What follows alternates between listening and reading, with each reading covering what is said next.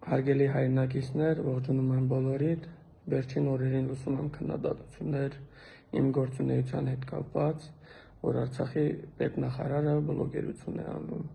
Գիտեք, ամենահեշտ տարբերակն է նստել այստեղ եւ մեր հայրենակիցներին ասել, որ ձեր հարցերի պատասխանատուն Հայաստանի կառավարությունն է։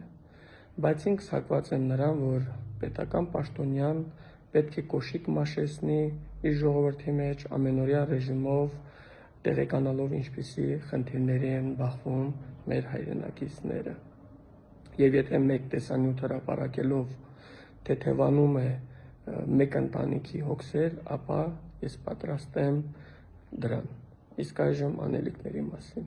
Ինչպես գիտեք, Արցախբանկի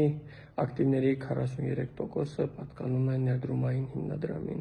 շուրջ 25 միլիարդ դրամի մասին է խոսքը։ Արցախցիների ամենամեծ խնդիրը եղել եւ կա դա բնակապահովման ծրագիրն է։ Ձեր մոտ հարց չի առաջանում, ինչու Արցախբանկը չմիացավ այդ ծրագրին։ Միանշանակ Արցախբանկը կարող էր միանալ, որոշակի արտոնություններ սահմանել մեր հայրենակիցների համար,